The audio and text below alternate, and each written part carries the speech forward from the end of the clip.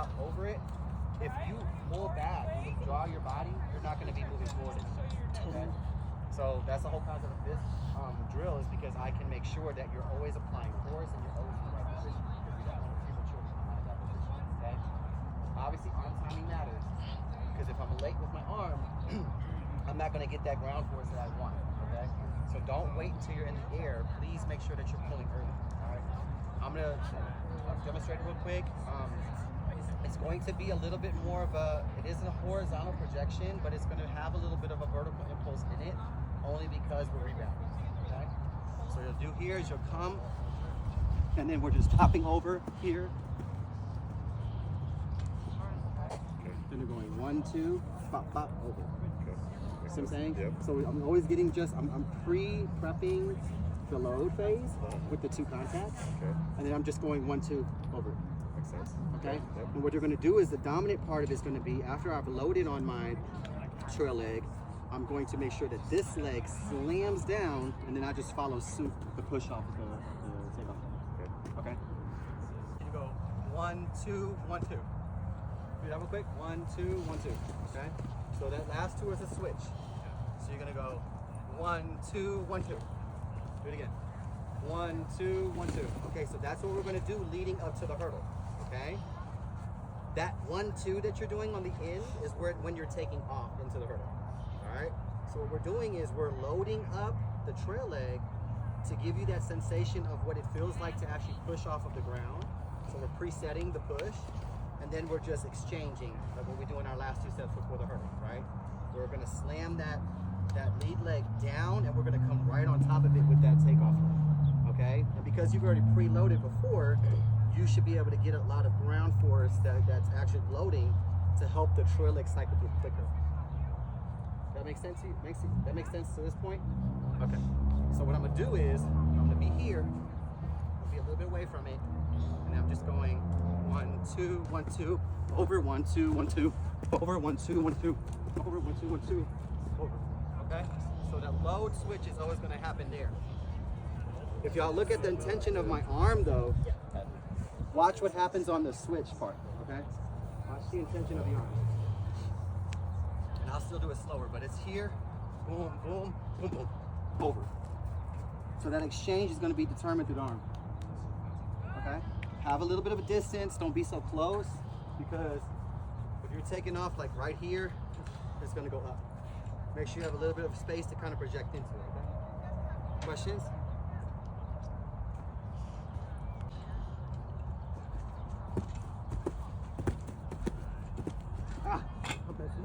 So this is the starting line, and normally with most blocks you can actually take the block off, right? These are like fixated, I can't take them off.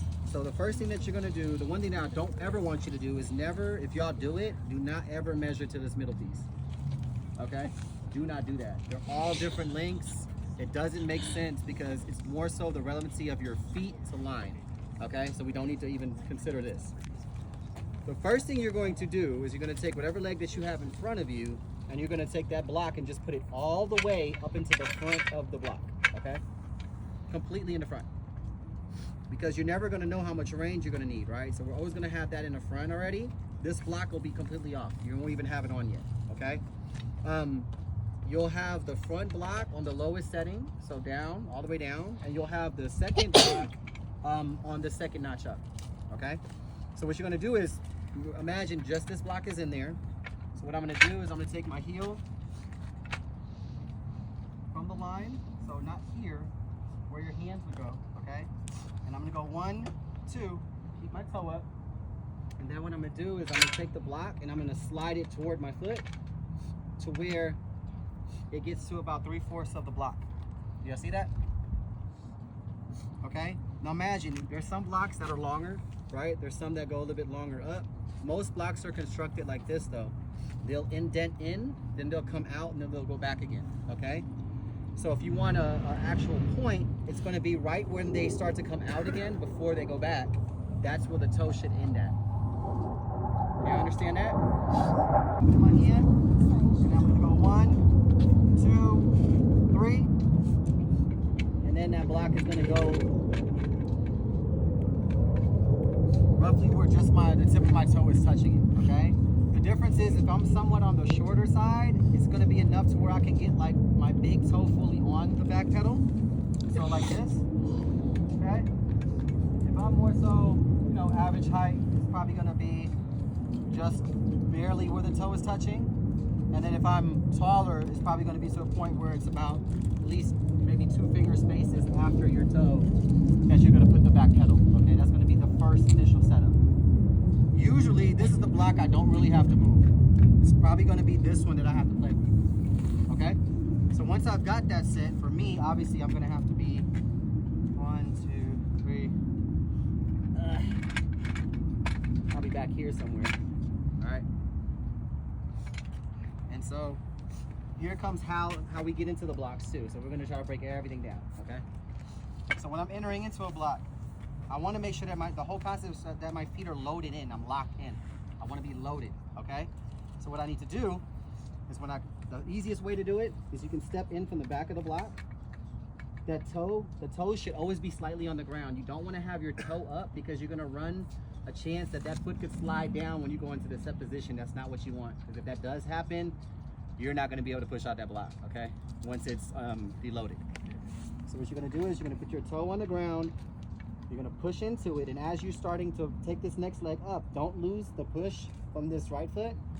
Put the left foot in, make sure you're pushing, and then you're just gonna start to lower yourself down while the force is still into that block, okay? So now, here comes the tricky part, okay? So if I'm not thinking about it, blocks are so weird. Okay. So I'm pushed in, okay? So I've already loaded myself into it. So now what I'm gonna do is, y'all see where my knee is, right? You see how vertical it is? That's not what I want, because if wherever my shin is facing or pointing is where my body's gonna project to. So right now it's telling me it's gonna go up and then out, okay? So what I'm gonna do is I'm gonna push my hips forward. Y'all see what happens with my shin? It drops, right? And then I'm just gonna put my hands down. And so now my goal is to make sure that my shoulder is neutral over my hand. So I don't wanna see nobody like this, and I don't wanna see anybody like this, okay? You're just neutral right here.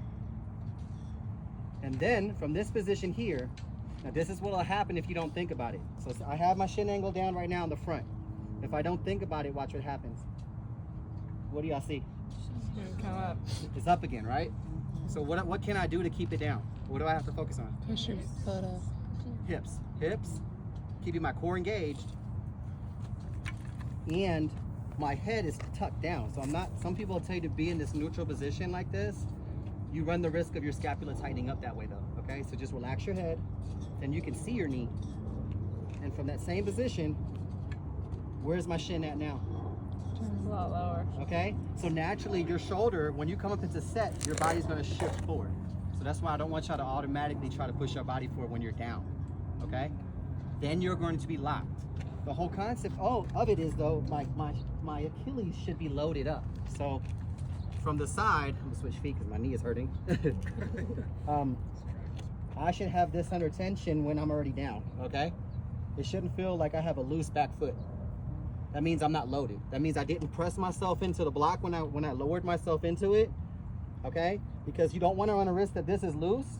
You get up into set, and then you have this happen, and then that happen. It's a two-part movement, and I'm not getting that knee and reflex to come forward, okay?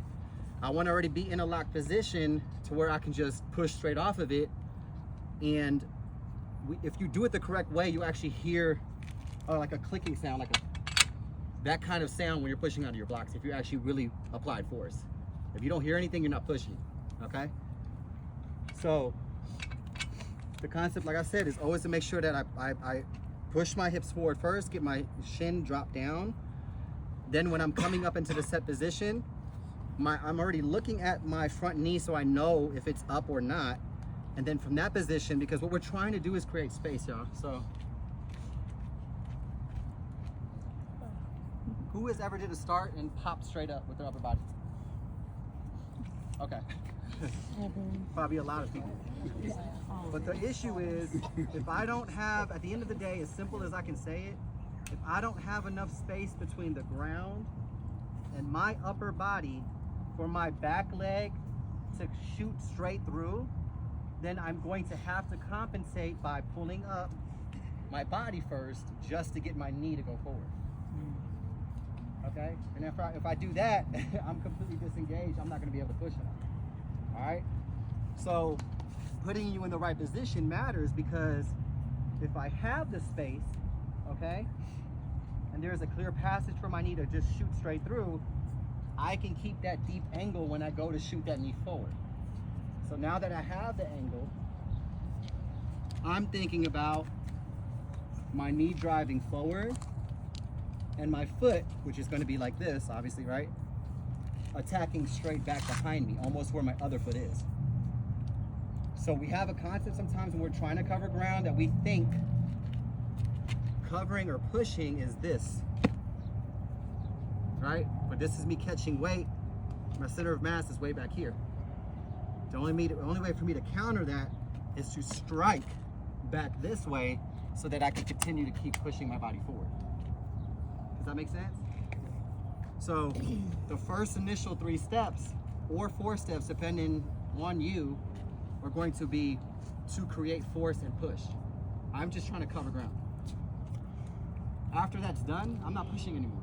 I'm getting up and I'm accelerating my feet down, because the structure before the hurdle has to match what happens between the hurdle. So if I'm trying to be frequent between a hurdle, it doesn't make sense for me to be quick out of the block, open up to get to the hurdle, and then try to switch into frequency. I'm much rather cover the ground here, do what I need to do, speed it up, so I'm accelerating, and just blow clean through that first hurdle, second hurdle, third hurdle, and now all I have to do from there is just establish my rhythm pattern. Do I get what I mean? Any questions on what I've covered so far? At all? Please ask if you don't know. Now, of course, I'm gonna be going over there with you, and then you have to put more of your foot on the ground. What am I talking about? You have to put more of the front of your toe on the actual track, because of the depth, the accounting for the thickness of the front of the spike, okay? So it's gonna look not like this, but more so like this. More so like this here, okay? That's how it's gonna look. So you have to change the pad angle at all to accommodate that? No, you don't. It'll still come to where it needs to be at. What did you ask? The heel too, because I saw like Mason Lawyer was doing 60, and he had the bubble, and he pushed his heels back into the big blocks. So then his toes were kind of like up, and then the gun went, and then he kind of rocked forward onto the bubble, and then there's some people that do it like they're individual, right? I mean, if y'all watch Ben Johnson start, he started with like 2 feet next to each other.